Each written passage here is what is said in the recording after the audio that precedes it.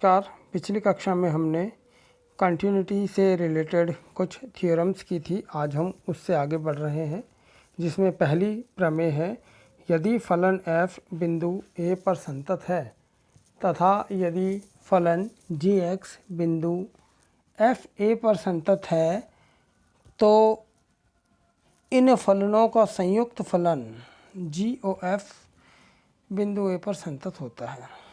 इसको हमें सिद्ध करना है। तो चूंकि हमें दिया हुआ है कि फलन f जो है बिंदु x बराबर a पर संतत है, तो हमने मान लिया कि फलन f जो है वो परिभाषित किया गया है। f is defined from x to y, और इस प्रकार से परिभाषित करते हैं कि fx is equal to y, जहाँ x जो है इसके डोमेन x का एलिमेंट है और जो इसकी इमेज है fx जो कि y के बराबर है वो इसका कोडोमेन यानी कि कैपिटल Y का अवयव है। इसी प्रकार दिया हुआ है कि जो g है फंक्शन वो बिंदु एफ ए पर, अब एफ ए जैसा कि हमें पता है y का अवयव है, इसका मतलब g जो परिभाषित होगा वो y से परिभाषित होगा, मतलब इसका डोमेन जो है y होगा।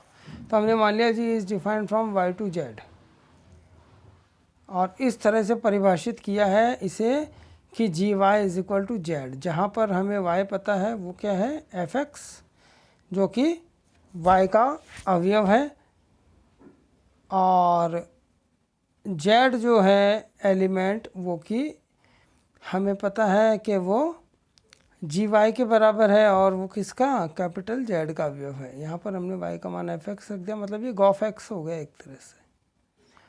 तो संयुक्त फलन की हम परिभाषा पूर्व की कक्षाओं में पढ़ चुके हैं। इसका मतलब जो GOF फंक्शन है वो x से z में परिभाषित होगा, और इस प्रकार परिभाषित होगा कि GOF(x) is equal to z, where x belongs to x and z belongs to capital Z। तो ये हमने देखा कि फलन किस प्रकार से परिभाषित किए गए हैं। अब इस प्रमेय को जो कि हमें सिद्ध करना है हम उसकी बात करते हैं।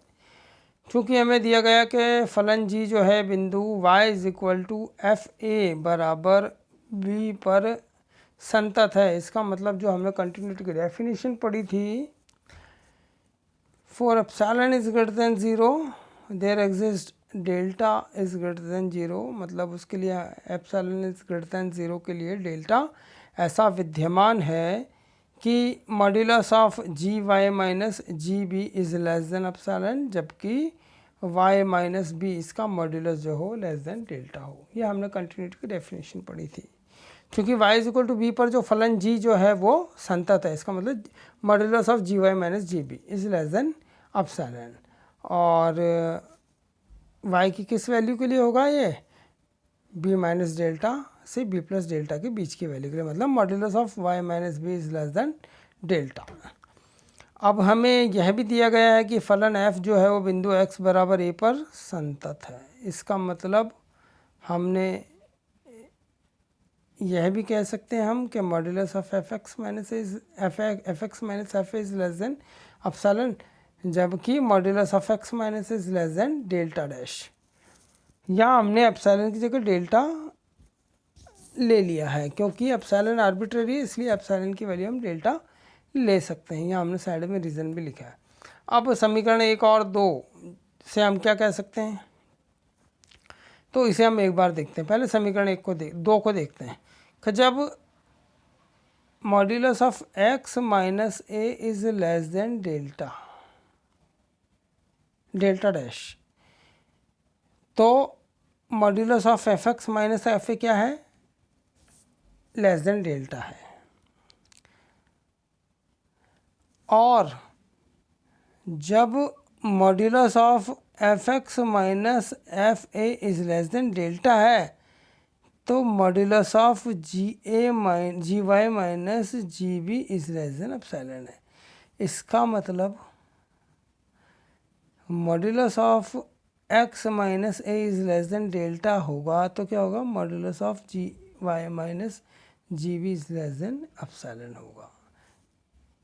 एक बार और सुनना इसे, वीडियो को रिपीट करके जो मैंने अभी बात कही है समीकरण नंबर 1 और 2 से किस प्रकार ये हमने लिखा है। आपको समझ में आ जाएगा। तो इसे हम क्या लिख सकते हैं, चूँकि y जो है क्या है fx, इसलिए हमने यहाँ y की जगह fx लिख दिया और b क्या है fa। तो modulus of g of fx minus g of fa is less than epsilon, जबकि modulus of x minus is less than delta. तो इसे हम इस तरह से भी लिख सकते हैं कि G O F X is equal to G O F A, इसका मॉड्यूलस जो है लेस देन एप्सिलॉन, जबकि modulus of x minus is less than delta dash. तो ये कंटिन्यूटी की डेफिनेशन हो गई एक तरह से फंक्शन जी ओ एफ के लिए। इसका मतलब जो जी ओ एफ इनका f और g का जो संयुक्त फलन है जी ओ एफ, वो x बराबर a पर संतत है। तो यही हमें सिद्ध करना था। अब हम आगे की प्रमेय देखते हैं। यदि फलन f संवृत्त अंतराल ए बी में संतत है तो इस अंतराल को परिमित उप अंतरालों में विभाजित किया जा सकता है कि दिए हुए एप्सिलॉन के लिए जो modulus of fx1 minus fx2 is less than epsilon हो, जहां x1 और x2 एक ही उप अंतराल के बिंदु हैं। ये बहुत ही महत्वपूर्ण प्रमेय है, इसलिए हमें इसे सिद्ध करना है और आप इसे समझने की कोशिश करना, क्योंकि हमें जो दिया गया है हम उसे काम में लेते हुए इस प्रमेय को सिद्ध करेंगे। तो मान लिया कि जो प्रमेय है इस संवृत्त अंतराल ए बी में असत्य है। मतलब असत्य है, इसका मतलब f हम एक ऐसा फलन लेते हैं जो कि इस क्लोज इंटरवल ए बी में संतत है, लेकिन इस अंतराल जो कि है उसमें प्रमेय सत्य नहीं है।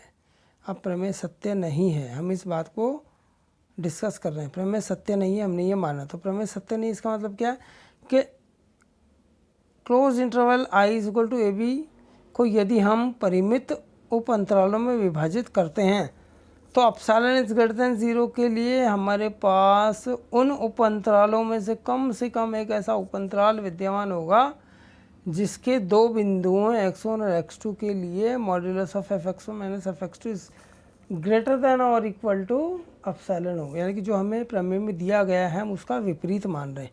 प्रमेय असत्य है, इसका मतलब हम उसका उल्टा मान रहे हैं। यहाँ हमने इस पूरी लैंग्वेज में यही बताया है कि फंक्शन तो उस क्लोज इंटरवल में कंटिन्यूस है, लेकिन जब उस अंतराल को हम परिमित उप अंतरालों में विभाजित करते हैं तो उनमें से कम एक ऐसा उप अंतराल होगा, सभी भी हो सकते हैं लेकिन कम से कम एक ऐसा होगा जिसके कि दो बिंदुओं के लिए ये जो कंक्लूजन है इसका, यानी कि modulus of fx1 minus fx2 is greater then और इक्वल टू एप्सिलॉन है। मतलब लेस देन एप्सिलॉन नहीं है, ग्रेटर देन और इक्वल टू एप्सिलॉन है। इसलिए हमने माना कि प्रमेय असत्य है, यानी कि ये मानकर चल रहे हैं हम। तो जैसा कि चित्र में बताया गया, हमने एक इंटरवल आई क्लोज इंटरवल ए से भी लिया है, चित्र में दिखाए गए हैं यहाँ पर। और इसी प्रकार अब हम देखते हैं कि इस क्लोज इंटरवल जो ए बी है, हम इस ए और बी का मध्य बिंदु अगर हम सी लेते हैं, means a plus B upon two is equal to C, जैसा कि चित्र में भी बताया गया है। ये बिंदु सी है जो कि इनका मध्य बिंदु है। तो हम इस अंतराल ए बी को दो समान उप अंतराल ए सी और सी बी में विभाजित करते हैं। चित्र में दिखाया है यहाँ पर ए सी और सी बी। अब चूंकि प्रमेय जो है इस अंतराल ए बी में असत्य है, इसलिए कम से कम इन दोनों में से एक अंतराल यानी कि उप अंतरालों में असत्य होगी ये प्रमेय। इन दोनों में से कम एक उप अंतराल में। तो हमने मान लिया ये उप अंतराल सी बी, जिसको कि हम A1 B1 कह देते हैं, उसमें असत्य है। उसको I1 भी कह दिया हमने सहूलियत के लिए, इसमें असत्य है। ये रहा सी बी, हम चित्र में देख लेते हैं। सी यहाँ चित्र में दिखाया गया है सी, और ये बी इस अंतराल में असत्य, इसको हमने A1 B1 भी कह दिया। यहाँ ऊपर हमने बताया गया है ये रहा सी बी, यहाँ ये सी और ये बी, इसको हमने A1 B1 कह दिया, यानी कि इसमें असत्य है वो।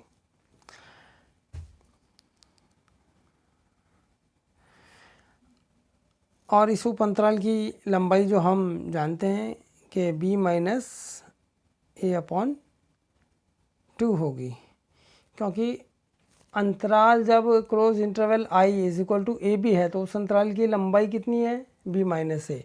अब हमने इसका मध्य बिंदु c भी ले लिया, ए सी और सी भी दो उप अंतरालों में विभाजित भी कर दिया।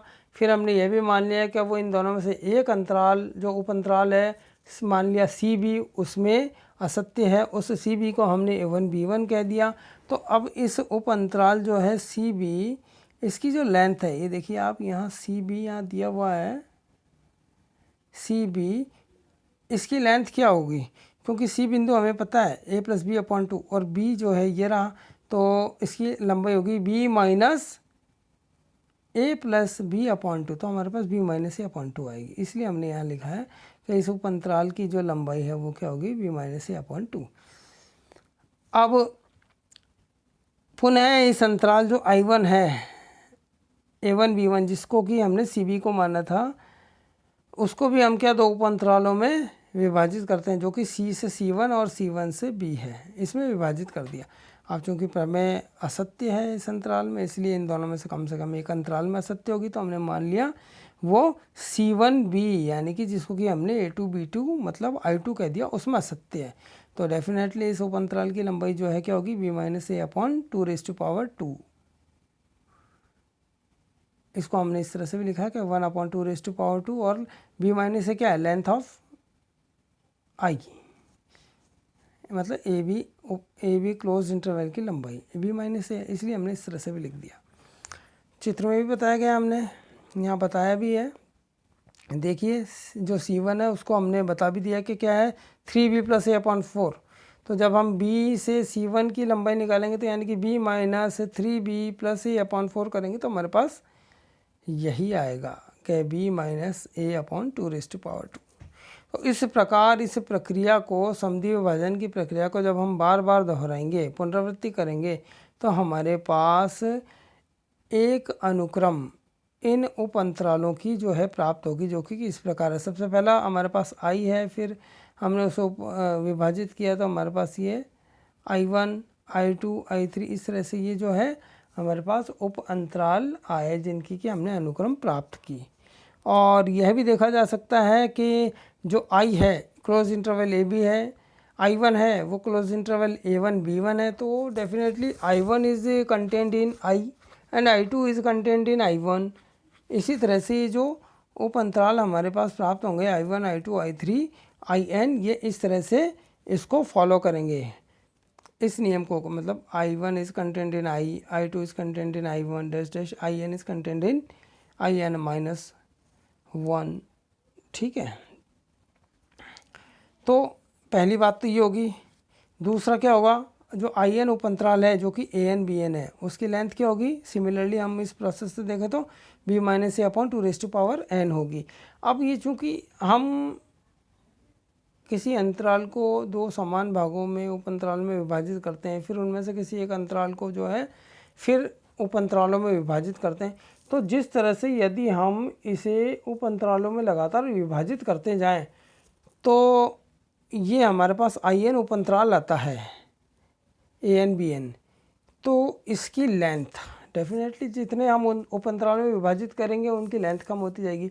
तो ये लेंथ धीरे धीरे कम होती जाएगी जितना ज़्यादा हम इनको उप अंतरालों में विभाजित करते जाएंगे। तो इसलिए हमने क्या लिखा है कि ये जो लेंथ ऑफ IN है वो टेंडिंग्स टू ज़ीरो की ओर, यानी कि शून्य की ओर अग्रसर होती जाएगी।